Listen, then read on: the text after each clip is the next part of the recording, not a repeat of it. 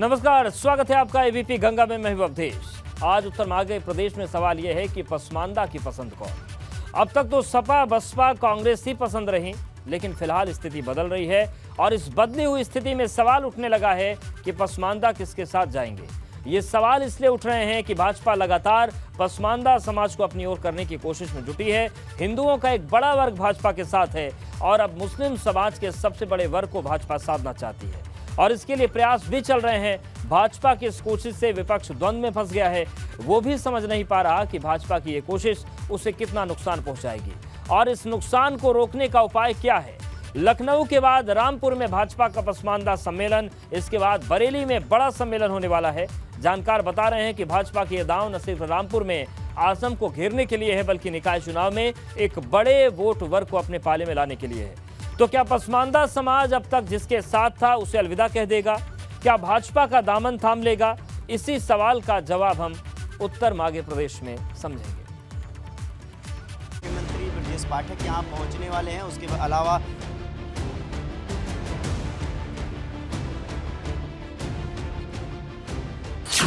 रामपुर का रण, पसमानदा लेंगे किसके लिए प्रण।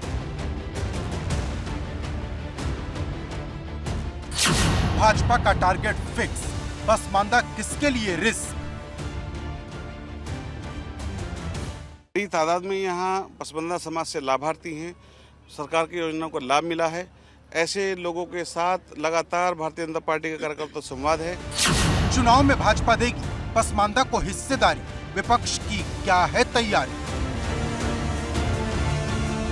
हमारे प्रधानमंत्री यशस्वी नरेंद्र मोदी जी ने पसमानदाओं की तरफ नज़र दौड़ाई है। वो पसमानदाओं की तरफ देख रहे हैं और पसमानदा की तरफ जब उन्होंने देखा है तो ये पसमानदा तबका एक साथ एकजुट होकर मुस्लिमों पर भाजपा का रंग, विपक्ष के मन में क्या है द्वंद्व।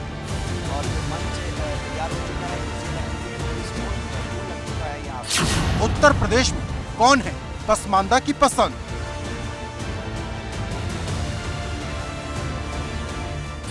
उत्तर मांगे प्रदेश। और चलिए सबसे पहले समझ लेते हैं कि पसमानदा समाज को साथ लाने के लिए भाजपा कर क्या रही है। इसके लिए जुलाई में भाजपा की राष्ट्रीय कार्यकारिणी की बैठक हुई और उसमें चर्चा हुई। पीएम मोदी ने पसमानदा समाज तक पहुंचने की अपील की और फिर 16 से 18 अक्टूबर तक लखनऊ में पसमानदा सम्मेलन किया गया। 12 नवंबर को यानी कि आज रामपुर में पसमानदा सम्मेलन चल रहा है। 13 नवंबर यानी कि कल बरेली में पसमानदा सम्मेलन होगा और भाजपा लगातार पसमानदा बुद्धिजीवी वर्ग को जोड़ने की कोशिश कर रही है।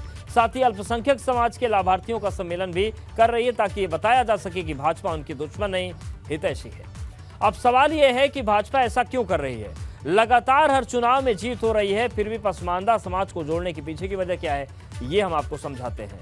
मुस्लिम आबादी में 80 से 85% पसमानदा समाज की हिस्सेदारी है और यह समाज 2022 विधानसभा चुनाव में 70% सपा के साथ था, जबकि 2022 में भाजपा को 8% पसमानदा वोट मिले और नगर निकाय की 200 सीटों पर पसमानदा की संख्या ज्यादा है। यूपी में मुस्लिम वोट निर्णायक स्थिति में, इसीलिए निकाय चुनाव और 2024 में ज्यादा लोगों तक जोड़ने की कोशिश हो रही है। भाजपा के साथ पसमानदा के आने से बहुत बड़ा फायदा होगा, या यूं कहें कि सपा, बसपा और कांग्रेस का पूरा खेल बिगड़ सकता है। कांग्रेस का पहले से बिगड़ा हुआ है। अब समझते हैं कि पसमानदा समाज भाजपा में क्यों आएगा। तो इस सवाल का जवाब साफ है, चुनाव में भागीदारी मिलने से ही जुड़ेगा और इसके लिए भाजपा निकाय चुनाव में टिकट दे सकती है, ये जानकारी आ रही है। यहां तक कि रामपुर उपचुनाव में भी पसमानदा को ही टिकट मिल सकता है। साथ ही सरकारी योजनाओं में लाभ देकर पसमानदा मन बदलने की कोशिश की जा रही है। लेकिन सवाल ये है कि ये कोशिशें कितनी कारगर होंगी भाजपा के लिए और जिनके वोटर ये लोग रहे हैं, क्या वो इन्हें इतनी आसानी से जाने देंगे। हमारे साथ कुछ खास मेहमान जुड़ गए हैं। अनिला सिंह जी हैं, प्रवक्ता भाजपा, नाहिदारी खान जी हैं, प्रवक्ता सपा, मौलाना शमशेर आजम जी हैं, इस्लामिक धर्मगुरु, और उबैदुर रहमान हमारे साथ रामपुर से जुड़ गए हैं। सबसे पहले उबैदुर रहमान, आपके पास ही आ रहे हैं, ये बताएं कि जो सम्मेलन चल रहा है, क्या कुछ यहाँ पर हो रहा है, क्या महत्वपूर्ण बातें निकल रही हैं यहाँ से? आप देश में आपको बता दूं कि अभी अभी सम्मेलन ख़त्म हुआ है। जो उप मुख्यमंत्री ब्रजेश पाठक थे उन्होंने भाषण दिया, मुख्तार अब्बास नकवी ने दिया, दानिश आज़ाद अंसारी ने भाषण दिया और तमाम नेताओं ने भाजपा के जो भाषण दिया। बलदेव सिंह औलख बोले। बलदेव सिंह औलख ने कहा कि जो पसमानदा समाज का वोट है वो सोने जैसा वोट है और भाजपा चाहती है कि जब सरकारी योजनाओं का लाभ जो है वो बराबर मिल रहा है तो फिर वोट में भी भेदभाव नहीं होना चाहिए। मैं कुछ लोगों से बात करने की कोशिश करता हूं जो यहां पसमानदा सम्मेलन में शामिल होने आए हैं। एक शायरा हैं, इनसे बात करते हैं। आप कहां से आई हैं? मैं फतेहपुर डिस्ट्रिक्ट से आई हूँ। ये बताइए, आप मंच से कुछ पढ़ रही थी, वो एक लाइन सुनाइएगा थोड़ा। जी मैंने वतन की शान पर मैंने पढ़ा था, पढ़ती हूँ 4 मिसरे 4 पंक्ति। देश में जो बारूद बिछाने वाले हैं,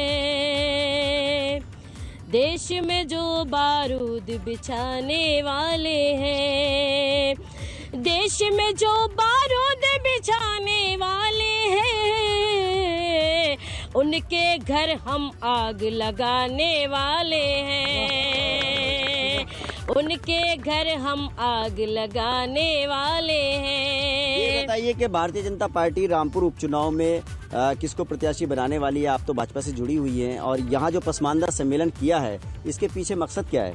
मकसद ये है कि जितने पसमानदा है, बुद्धिजीवी जितने पिछड़े हुए हैं, जिस पिछड़े वर्ग के लोगों को, उनको भी आगे बढ़ाना। जो आगे और पीछे मतलब और पार्टियों ने नहीं ध्यान दिया इन पर। क्या कुछ सरकारी योजनाओं का लाभ आपको मिला इसलिए भाजपा से जुड़ी? क्या वजह रही? मुझे इनका काम बहुत अच्छा लगा है। मतलब अपना सबका साथ सबका विकास जो मोदी जी ने, योगी जी ने कहा वो काम करके दिखा रहे हैं। बिल्कुल मजदूर रहमान, आप बने रहिएगा, इन लोगों के साथ आएंगे जो हमारे साथ मेहमान, उनके तरफ भी रुख कर लेते हैं। अनिला जी, आपके पास ही आ रहे हैं। ये जो पसमानदा सम्मेलन हो रहा है और पसमानदाओं को जोड़ने की कोशिश की जा रही है, सबके मन में सवाल यही है कि क्यों ये अचानक से बीजेपी के पास आएंगे, जबकि अब तक ये कांग्रेस और सपा से ज़्यादा जुड़े रहे हैं। बीजेपी ने ऐसा क्या खास किया? मेरी सबको राम राम। और भारतीय जनता पार्टी के साथ क्यों नहीं जुड़े? क्यों नहीं जुड़े? ये वो राजनीतिक दल है, चाहे वो केंद्र में जब शासित है या प्रदेशों में जब शासित है, इन लोगों ने बिना किसी भेदभाव के, बिना किसी धर्म जाति के, बिना ये देखे कि किसकी पहुंच कहाँ तक है, जितने भी सोशल वेलफेयर की स्कीम्स हैं उनको इम्प्लीमेंट किया। जी। जो करोड़ों जो टॉयलेट्स बने हैं, प्रधानमंत्री आवास योजना बनी है या उज्जवल योजना, उजाला योजना, जनधन योजना, आप बता दीजिए क्या कोई आधार था कि भाई ये इस जाति से हैं या इस धर्म से हैं, इनको ज्यादा मिलेगा, इनको कम मिलेगा? नहीं, बिल्कुल भी नहीं। जब वैक्सीनेशन हुआ तो क्या धर्म और जाति के आधार पे हुआ? बिल्कुल भी नहीं। राशन जो बटा वो क्या धर्म और जाति के आधार पे बटा? बिल्कुल भी नहीं। जो ऐसा राजनीतिक दल जिसने उत्तर प्रदेश में हर डिस्ट्रिक्ट का एक प्रोडक्ट जो है उसको पैटर्नाइज करा दिया, 1 डिस्ट्रिक्ट 1 प्रोडक्ट, जिससे कि ज्यादा से ज्यादा वो प्रोडक्ट जो है मेन स्ट्रीम में आ सके, मार्केट में जा सके, डोमेस्टिक मार्केट में जा सके, इंटरनेशनल मार्केट में जा सके। इतनी जब वो सारी की सारी सुविधा प्रोवाइड की जा रही, इंफ्रास्ट्रक्चर जो है वर्ल्ड डेवलप बनाया जा रहा है यहाँ पे, तो चाहे वो व्यक्ति किसी के भी धर्म से आ रहा हो, जो आम व्यक्ति होता है उसको ये देखना होता है कि क्या मेरे सर के ऊपर छत है? हाँ है। क्या मेरे बच्चों को अच्छा एजुकेशन मिल सकता है? हाँ बिल्कुल मिल रहा है। क्या आपको अच्छी स्वास्थ्य सेवाएं मिल रही है? बिल्कुल मिल रही हैं। तो जब वो ये देखता है क्या और मैं सुरक्षित हूँ, गुंडे बदमाश में इस प्रदेश से भाग रहे हैं? बिल्कुल भाग रहे हैं।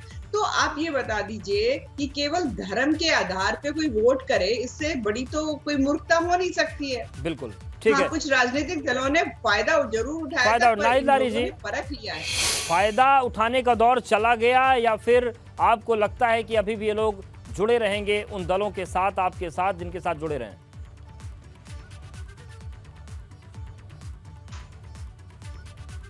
संवाददाता उबैदुर रहमान साहब, उन्होंने दिखाया कि बाहर के लोगों, बाहर से लाए गए, ये एचओ करीब को ठीक करा दीजिए, बाहर से ढोकर लाए गए लोगों की एक छोटी सी सभा जो है बीजेपी ने रामपुर में की, उस रामपुर में जहां 75% आबादी मुसलमानों, और उबैदुर रहमान साहब ने 6-7 लोगों का इंटरव्यू भी किया।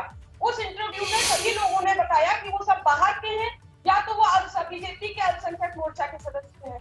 एक से पूछा कि आप किस पसमानदा समाज से, तो उन्होंने कहा मैं मुसलमान हूँ। यानी स्पष्ट दिख रहा था कि पसमानदा समाज के लोग वहां पर उपस्थित नहीं थे।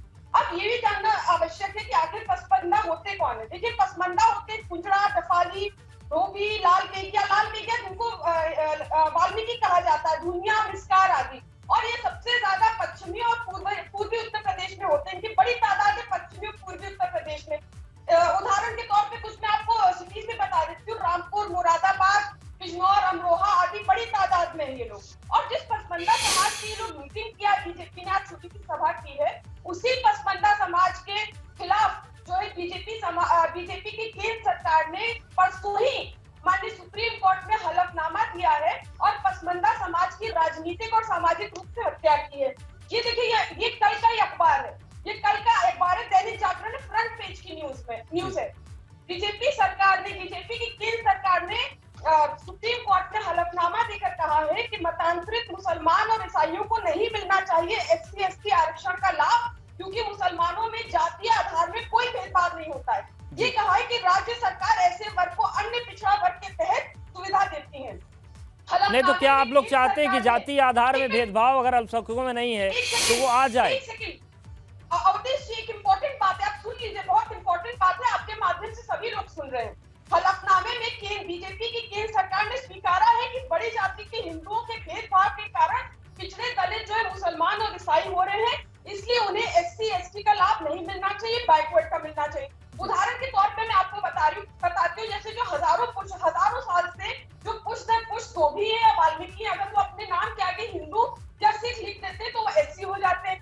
और यदि धोबी या वाल्मीकि जैसे मुसलमान में कहा जाता है लाल बेगिया, अगर वो अपने नाम के आगे मुसलमान लिख देते हैं तो वो उन्हें SC। ठीक है, मौलाना शमशेर जी के पास जाएंगे, लेकिन अनिला जी चूंकि आरोप बड़े गंभीर है, एक छोटा रिएक्शन आप दे दीजिए, फिर मौलाना साहब आपको इनका जो इन्होंने कहा है आपको प्रश्न बना के मेरे सामने बताना होगा, क्योंकि इनकी आवाज बहुत ज्यादा साफ नहीं आ रही। अनिला जी, दरअसल केंद्र सरकार ने जो सुप्रीम कोर्ट में एफिडेविट दिया है कि जो मतांतरित मुस्लिम हैं या ईसाई हैं उनको SC/ST का लाभ नहीं मिलना चाहिए, क्योंकि अल्पसंख्यकों में जातीय आधार पर भेदभाव नहीं है। तो ये कह रहे हैं कि जो पसमानदा समाज है उसका हक छीन रही है भाजपा की केंद्र सरकार, और यूपी में बैठकें कर रही है पसमानदाओं की। देखिए, वैसे तो ये दोनों बिल्कुल अलग अलग चीज है, बिल्कुल अलग चीज है, like comparing orange with apples वाली बात हो रही है। परंतु अब इनके पास कोई तर्क नहीं रह गया है, समाजवादी पार्टी, BSP और कांग्रेस जैसे राजनीतिक दलों का, क्योंकि लोगों ने हमेशा मुसलमानों का शोषण किया, उन्हें वोट बैंक समझकर अपने तरफ किया है, डरा कर धमका कर अपनी तरफ किया है कि भाई भगवा रंग से जो खौफ है उसको दिखा कर किया है। पर मैं एक बात यहाँ पर जानती हूँ, जो लोभ देके, लालच देकर, डरा कर, धमका कर, प्रलोभन देकर धर्मांतरण करते हैं जी, तो ये बिल्कुल उनको, अगर आप हिंदू समाज को या ईसाई समाज को या बुद्धिज्म, जैनिज्म कुछ भी छोड़कर आ रहे हैं जी, आपको लगता है कि वहाँ क्योंकि आपको जाति के आधार पे आपके साथ जाति हो रही है तो आप इस्लाम अपना रहे हैं, तो फिर वहाँ पे नहीं जाति होनी चाहिए ना, फिर वो तो आप जहाँ पर जाति नहीं है। और मुझे लगता है कि नाइज जी आपको जवाब मिल गया होगा। उसमें कोई गलत मौलाना आएंगे, नाइज जी आएंगे, आप जवाब दे लीजिएगा। मौलाना शमशेर जी बहुत देर से डिबेट में ही, नाइज जी आऊंगा आपके पास। मैंने अभी आपको बताया धोबी और वाल्मीकि की बात आपको बताई। अब नहीं, जब मुस्लिम, जब इस्लाम में जाति व्यवस्था ही नहीं तो जाति वाली क्यों सुविधा चाहिए?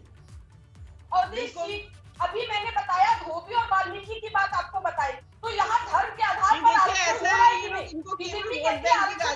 ठीक है मौलाना शमशेर जी, जो पसमानदा मुस्लिमों को जोड़ने की कवायद बीजेपी कर रही है, आपको क्या लगता है पसमानदा किधर जाएंगे? क्या वो अपना मन बदल सकते हैं सुविधाओं के आधार पर, या पहले जैसा ढर्रा बरकरार रहेगा? नहीं जी, आएंगे आपको। यही है कि हर हिसाबो किताब को समझकर बीजेपी गवर्नमेंट को चलना चाहिए। हमें बीजेपी गवर्नमेंट से कोई आपत्ति नहीं है, बहुत अच्छी सरकार चला रही है गवर्नमेंट बीजेपी। श्री नरेंद्र मोदी का जो ये नारा था कि सबका साथ सबका विकास, उसके आधार पे काम हो रहा है। लेकिन बीजेपी में कुछ ऐसे चेहरे हैं जो एक दहशत और एक खौफ का माहौल पैदा करना चाहते हैं। मेरी बस अपील और गुजारिश ये है, श्री नरेंद्र मोदी जी और हमारे यूपी के जो मुख्यमंत्री योगी आदित्यनाथ जी हैं, बहुत अच्छी गवर्नमेंट चला रहे हैं, मैं धन्यवाद देता हूं उनको। लेकिन उनसे मेरा निवेदन यह है कि जो कुछ कथाकथित लोग हैं जो दहशत और खौफ का माहौल एक विशेष धर्म को टारगेट करके फैला रहे हैं, ऐसे लोगों पर पाबंदियां आयद करें, पहली बात। दूसरी चीज़, सरकार एक बरसात के मानिंद होती है, गवर्नमेंट जब कोई भी चीज किसी भी मामले के लिए पास करती है तो उसका लाभ, उसका फायदा सबको बराबर पहुंचता है। हमने शिक्षा सबको दी, सबको सुरक्षा दी, तो क्या वो सबको जो चीजें दी जा रही हैं वो आप लोग महसूस कर पा रहे हैं? पसमानदा समाज महसूस कर पा रहा है या नहीं? जी पूरा महसूस कर रहे हैं। जो व्यवस्थाएं गवर्नमेंट से मिल रही हैं, सबके लिए मिल रही हैं, उसका लाभ सबको मिल रहा है। इसमें कोई संदेह नहीं है। लेकिन जो एक समुदाय को टारगेट करके दहशत का माहौल जो पैदा किया जा रहा है, उस पर हमारी गवर्नमेंट को उस पर भी बात करेंगे। अल्लाह जी जवाब देंगे। नाहिद जी, आप ही के पार्टी जुड़ी बड़ी खबर आ रही है, बड़ी खबर ले लेते हैं। हमारे रहमान भी बने, उनके पास जाएंगे। आज सैफई पहुंचेंगे अखिलेश यादव, कल डिंपल यादव पहुंच सकती है सैफई, और सोमवार को अपना नामांकन दाखिल कर सकती हैं डिंपल। मैनपुरी में उन्हें समाजवादी पार्टी ने अपना उम्मीदवार बनाया है और नेताजी की विरासत को संभालने की जिम्मेदारी सपा ने उन्हें दी है। लेकिन चुनावी मैदान में बीजेपी भी लड़ाई को दिलचस्प बनाने की कोशिश में लगी हुई है। लेकिन जानकारी ये मिल रही है कि आज सैफई पहुंचेंगे अखिलेश यादव और कल डिंपल यादव भी सैफई पहुंच सकती हैं। सोमवार को अपना नामांकन दाखिल कर सकती डिंपल। मैनपुरी से सपा उम्मीदवार है डिंपल यादव। और अब ये जो पूरा प्रचार अभियान चलेगा, आज एक चीज और सामने आई और अनुभव हमारे साथ जुड़ गया। अनुभव, क्या जानकारी मिल रही है? सवाल दोहराएंगे। अनुभव, अखिलेश यादव सैफई जा रहे हैं, डिंपल यादव भी जा रही हैं, पूरी चुनावी अभियान को लेकर क्या अपडेट है? देखिए, बिल्कुल अखिलेश यादव अभी थोड़ी देर में लखनऊ आवास पर हैं और वहीं से सीधे निकलेंगे सैफई के लिए। तो आज वो सैफई पहुंच जाएंगे और कहा जा रहा है कि डिंपल यादव हो सकता है आज जाए, नहीं तो वो कल पहुंचेंगी, क्योंकि तैयारी इस तरीके की है समाजवादी पार्टी की कि सोमवार को डिंपल यादव अपना नामांकन जो है वो वहाँ दाखिल कर सकती हैं। और जिस तरह की तैयारी है समाजवादी पार्टी की कि सबको एक साथ रखा जाए, पूरे यादव परिवार को, पूरे कुनबे को एक साथ रखा जाए, इसीलिए अखिलेश यादव वहाँ पहुंच रहे हैं। हो सकता है कि प्रोफेसर रामगोपाल यादव भी वहां पहुंचे और तमाम सारे लोग। देखिए, शिवपाल जी तो पहले से ही इटावा में मौजूद हैं वहां पर, और इसके अलावा अन्य लोग जो हैं उनसे भी बातचीत होगी, सलाह मशवरा होगा कि किस तरीके से इस पूरे चुनाव को लड़ना है, इस बाई इलेक्शन को लड़ना है, क्योंकि ये बहुत महत्वपूर्ण उपचुनाव है। मुलायम सिंह यादव के निधन के बाद ये सीट खाली हुई है और 2024 के बिल्कुल, और ऐसे में निश्चित तौर समाजवादी पार्टी अपनी ताकत लगाएगी और बीजेपी भी दावे अपने कर रही है। पसमानदाओं की पसंद कौन है, इस पर हम चर्चा कर रहे हैं। और सीधो वैदुर रहमान आपके पास आ रहे हैं। ये बताइए, जैसा कि अभी नाहिद जी कह रहे थे कि रामपुर में सम्मेलन हो रहा है, रामपुर में पसमानदाओं की संख्या बहुत ज्यादा है, लेकिन जो कार्यकर्ता आए हैं वो अलग अलग जिलों से आए गए हैं, अलग अलग जिलों से बुलाए गए हैं। क्या ये जमीनी स्थिति है इस सम्मेलन की? देखिए, अवधेश, जो मुरादाबाद शहर जो रामपुर शहर विधानसभा सीट है, इस सीट पर 50% से ज़्यादा मुस्लिम मतदाता हैं, ये बात सच्चाई है।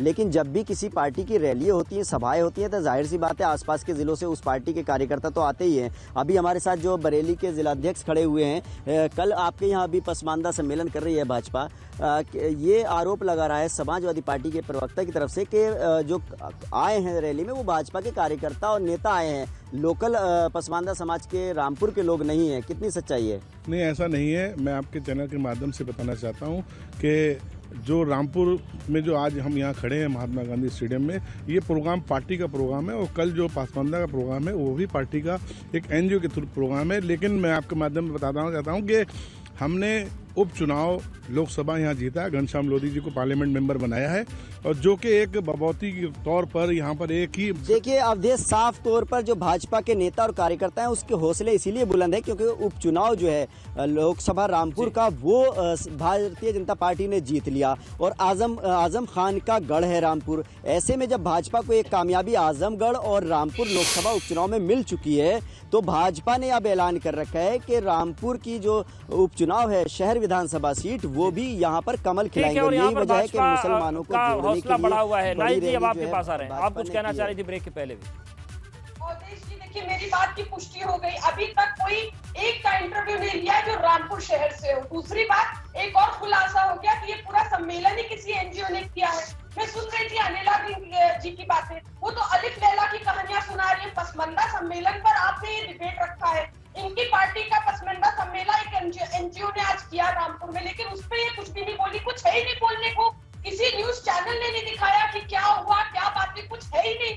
केवल मैंने देखा कई कुर्सियां खाली हैं। बहरहाल मैं तो ये कह रही थी कि देखिए 60-70 साल पहले बाबा साहब ने बताया हिंदू धर्म छोड़ा था ये कहते हुए कि पिछड़े दलितों की भावनाओं को आहत किया जाता है, उत्पीड़न किया जाता है, इसलिए उन्होंने हिंदू धर्म छोड़ा था। आज इतने साल बाद पर जाति व्यवस्था से बाहर निकलने के लिए तो छोड़ा था ना हिंदू धर्म, नाहिद जी। तो फिर दूसरे धर्म में चले गए जहाँ जातियां नहीं है, उसको जाति में क्यों बांटना चाहते हैं आप लोग? क्या चाहते हैं कि बौद्ध में भी जातियां आ जाएं, इस्लाम में भी जातियां आ जाएं? अभी मौलाना साहब आप पर भी नाराज हो जाएंगे जाति की बात को लेकर। अवधेश जी एक सेकंड मेरी बात सुन लीजिए। आज 10 नवंबर 2022 को भाजपा की केंद्र सरकार ने माननीय सुप्रीम कोर्ट में हलफनामा देकर कह दिया कि आज भी वही स्थिति है, आज भी वही स्थिति है। भाजपा की केंद्र सरकार ने सुप्रीम कोर्ट में हलफनामा ठीक है अनिला सिंह जी, और रही बात राशन की, वो बोल रहे हैं कि आलिफ लैला की कहानी सुना दी आपने उनको। भाई बात राशन की कर रही है तो राशन समाजवादी पार्टी का तो हाल वो हो गया है, खोता चना बाजे घना, ठीक है ना। अब ये लोग कुछ भी बोलते रहे, कुछ भी कहते रहे, अब ज्यादा फर्क पड़ने वाला नहीं है। मैं शुक्रिया अदा करूँ मौलाना साहब का, मौलाना शमशेर आजम जी का, इन्होंने नरेंद्र मोदी जी और योगी जी की सरकार को अप्रिशिएट किया। और आपके चैनल के माध्यम से मैं मौलाना शमशेर आजम जी से कहना चाहूंगी कि ऐसे कोई भी लोग जो कहीं न कहीं घृणा बातें करते हैं, ये समाज की पार्टी की बातें करते हैं, वो पार्टी का हाईकमान बिल्कुल भी उस चीज को एंटरटेन नहीं करता और ना भविष्य में करेगा। आपने देखा होगा कि अभी जम्मू कश्मीर से भी जो राज्यसभा मेंबर पहुंचे हैं गुलाम अली, वो भी पसमानदा समाज से ही आते हैं, वो भी भारतीय जनता पार्टी ने ही उनको और पार्लियामेंट में राज्यसभा में पहुंचाया है। तो डेफिनेटली ये दिखाता है कि नरेंद्र मोदी जी की जो सरकार है और भारतीय जनता पार्टी की जो सरकारें हैं अपने अपने प्रदेशों में, वो चाहती हैं, दिल से चाहती हैं कि जो पसमानदा समाज है वो आगे बढ़े। देखिए अगर हम जो क्रिमिनलाइज के खिलाफ सबसे ज्यादा पीड़ित कौन होते हैं, वो पसमानदा समाज की हमारी। ठीक है चलिए इसका जवाब ले लेते हैं। मौलाना शमशेर आजम जी, इस्लाम में जाति व्यवस्था नहीं है। नाहिद जी बार बार कह रही हैं कि जो लोग इस्लाम में आ गए जाति व्यवस्था से परेशान होकर, उन्हें SC ST का आरक्षण मिलना चाहिए। तो क्या इस्लाम में जाति के आधार पर व्यवस्थाएं बननी चाहिए? आप लोग एक्सेप्ट करेंगे? इसमें तो जाति है नहीं। नहीं, इस्लाम में कोई जाति व्यवस्था का प्रावधान नहीं है। इस्लाम मज़हब एक रब एक माबूद की इबादत का हुक्म देता है और वो रब पूरी कायनात का मालिक व हाकिम है, पूरी इंसानियत का वो मालिक है। इस्लाम अमन शांति भाईचारगी की तालीम कह रही है कि जो लोग ये हिंदू धर्म से आए, जाति व्यवस्था से निकल के उनको जाति व्यवस्था का लाभ मिलता रहे इस्लाम में रह के, क्या ये आप लोग इसको जायज़ मानेंगे, नाजायज़ मानेंगे? आपका तर्क क्या है? नहीं, जायज़ नाजायज़ का मसला यहाँ नहीं है। गवर्नमेंट का कोई भी प्रावधान जब लीगली तौर पर समाज में आता है तो उसका पूरा लाभ सबको मिलता है कि अगर हर मजहब हर धर्म में आ गया तो क्या उसकी जाति बची रहेगी पुरानी वाली या खत्म हो जाएगी? अगर वो इस्लाम को उसने ग्रहण कर लिया तो क्या जाति उसकी रहेगी या जाति खत्म करके आना होगा उसको? नहीं, तो वो इस्लाम में जाति व्यवस्था का प्रावधान नहीं है। नाहिद जी मिल गया जवाब इस्लाम आपको? में सिर्फ एक व्यवस्था है, वो है मुसलमान जी, वो है मुसलमान। 10 सेकंड है, आप आखिरी वो कमेंट कर है दीजिए। मुसल्लम ईमान। अवधेश जी, जस्टिस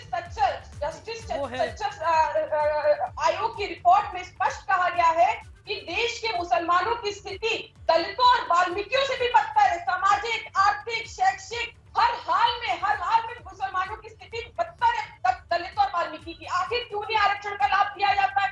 अभी आपने 10% आरक्षण गरीब अगड़ों के लिए किया, जिनकी आबादी 6% है, आपने 10% आरक्षण का लाभ दे दिया और आप मुसलमानों को नहीं देना चाहते आरक्षण। धोबी अगर हिंदू लिखते तो उसको SC आरक्षण का लाभ, लेकिन धोबी अगर अपने नाम के आगे मुसलमान लिखते तो वो, लेकिन वो इस्लाम में आ गया ना, मैं उसने हिंदू धर्म छोड़ दिया। खैर ये आरक्षण पर चर्चा बड़ी हो जाती है। आप तीनों का बहुत धन्यवाद हमारे साथ जुड़ने के लिए, बातचीत करने के लिए। सवाल ये है कि पसमानदाओं को आखिर कौन पसंद आएगा? यही उत्तर मांग रहा है प्रदेश।